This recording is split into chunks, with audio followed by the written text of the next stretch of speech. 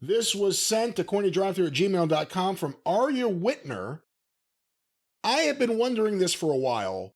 How do you book an ideal go-home show for a big event without it feeling like an easily skippable show and or just being 2 hours of run-ins and brawls? I'm guessing Arya's been watching AEW before this question came in.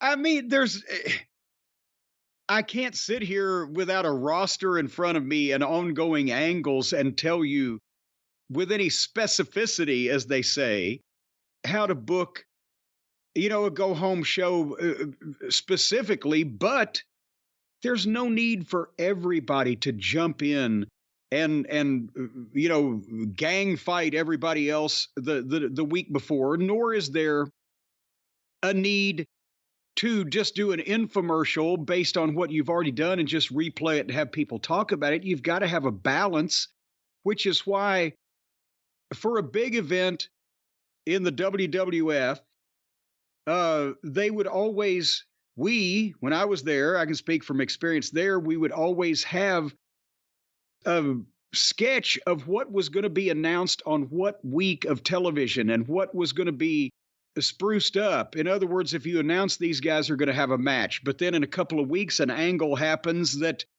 leads to some type of stipulation being added or whatever, there are steps, increments in each angle and program to build it to the final conclusion at the pay-per-view.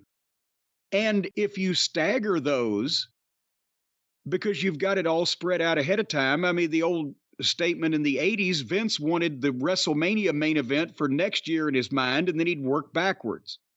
And then suddenly it became, they do things 15 minutes ahead of time, 30 years later or whatever. There's no goddamn middle ground.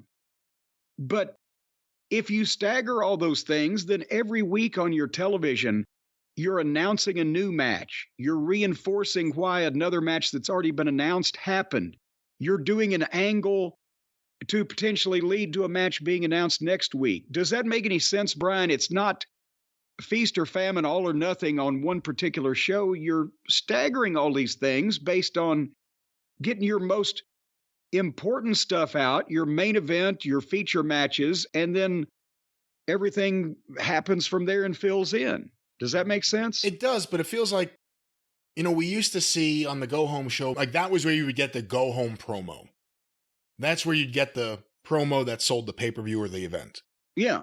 Now we get, if there's going to be a multi-person match, you know that every one of these people are just going to be running around fighting each other for no reason at some point during that show. You may not get that promo, but you'll get like an angle or something the week of the pay-per-view. Not the promo to sell you on it, but another addition to it. So I think that a lot of the things that traditionally work that you utilize, and again, you did different kinds of big shows because you also did the Night of Legends, which was incorporating a lot of these Legends clips and Legends footage into your programs, into, when I say your programs, the feuds you had going on. Right. What you were actually doing. You also did Night of Legends, where you're working on having all of your feuds that are big at the time. If only Ricky Morton hadn't stayed in the car, but all your feuds at the time. No, that was the next year. 95. Oh, that's right. 95 I'm talking about, not the Super Bowl. Yeah. But at the Super Bowl, you had all the feuds, but you also had outsiders coming in, so you had to incorporate them into the shows. So, I mean, those are different types of shows, but now a lot of these go-home shows, especially the AEW ones, and WWE has a lot of tropes they rely on, they feel the same.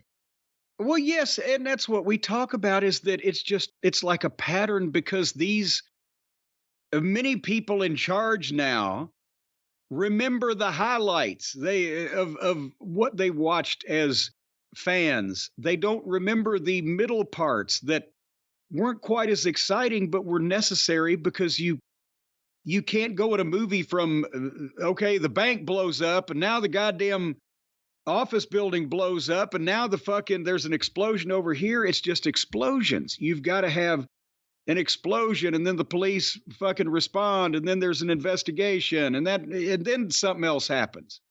So they're just doing shit that they remember seeing on wrestling shows, but they don't know how to fill the middle part in. And Kevin Sullivan used to call them a maintenance show.